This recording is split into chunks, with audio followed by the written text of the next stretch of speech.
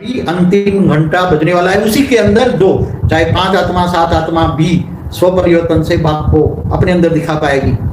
जैसे हनुमान जी ने सीताराम को अपने अंदर दिखाया था ना भक्ति मार्ग में, हाँ, ऐसी तरह बेहद के ऐसे 5-7 बच्चे, क्योंकि मुट्ठी भर आत्मा ही बेहद के बाप के साथ 5-7 और 24 मैक्सिमम 24 आत्मा ही होगी बाप के साथ प्रत्यक्ष। 108 भी नहीं, मुझे तो चाहिए थी 108, मगर जो अच्छे बच्चे हैं, कोई इधर उधर प्रभाव में आके, आत्माओं के प्रभाव में आके बिखर गए हैं कई बच्चे, और वो बहुत ही दुखी हैं। तो मैं ऐसी बच्चों को कहता हूँ दुखी ना हो।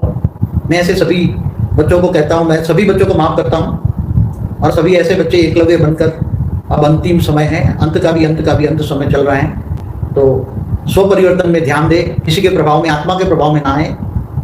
सभी हमेशा बेहद के बाप के प्रभाव में रहे। ज्ञान भी एक से सुने, दूसरों से सुनेंगे तो जो दूसरे के प्रभाव में लाते हैं वो असुर है, जो बाप का प्रभाव तोड़कर अपने प्रभाव में लाते हैं वो सारे असुर है। और मेरे पास पहले भी 97 से बहुत असुर आ चुके हैं, मैं कई बार कह चुका हूँ, इसलिए असुर आते जाते रहे और असुरों ने जगह प्यार लिया मेरे से। कई लोग 10 साल रहे, 8 साल रहे, 6 साल रहे, अहमदाबाद आश्रम में भी रहे।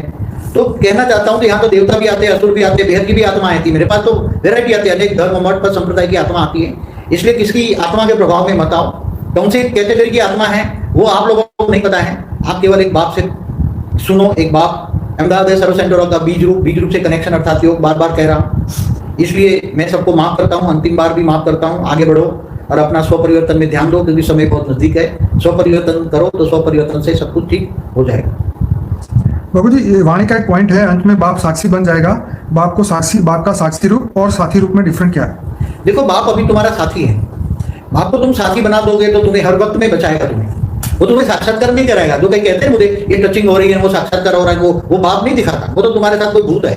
मेरे पास बहुत लोग आते थे पहले, मेरे को ये टचिंग हुआ, मेरे को वो दिखता है, वो दिखता है, वो दिखता है, तो थोड़े दिन में वो खा हो जाते थे आत्माएं। तो आत्माएं हैं। बाप का आकारी रूप तुम्हारे साथ है, वो तुम्हारे साथ रहता है, हर वक्त साथ रहता है, और तुम्हारी नेगेटिव आत्माओं से बचाता है, नेगेटिव आत्माओं का प्रभाव नहीं आने देता, और तुम्हारे विक्रम विनाश करने में सहयोग देता है। और जब साक्षी हो जाएगा, बाप जब प्रत्यक्ष हो जाएगा, तो बाप भावातीत बन जाएगा। अभी साकार में बाप है, तो बाप थोड़ा भावना में रहता है, तो बच्चों को हेल्प करता है। और बाप जब साक्षी बन जाएगा, वो भावातीत बन जाएगा, तो फिर वो तुम्हें कर्म बंधन अपने खुद के भोगने पड़ेंगे, और कर्म बंधन सामने आएंगे तो फिर उसकी हेल्पलाइन बंद हो जाएगी और तुम्हें खुद मेहनत करनी पड़ेगी। तब रिजल्ट आउट हो जाएगा। आत्मा अपने बुद्धि रूपी टीवी में क्लियर देखेगी, मैं कौन हूँ, कहाँ से, क्यों मैंने गलतियां की, कहाँ गलतियां की, क्यों किसके कंट्रोल में आ गई, लोगों का प्रभाव क्यों पड़ा मेरे पर, सब देख लेगी। इसलिए परचिंतन पतन की जड़ है।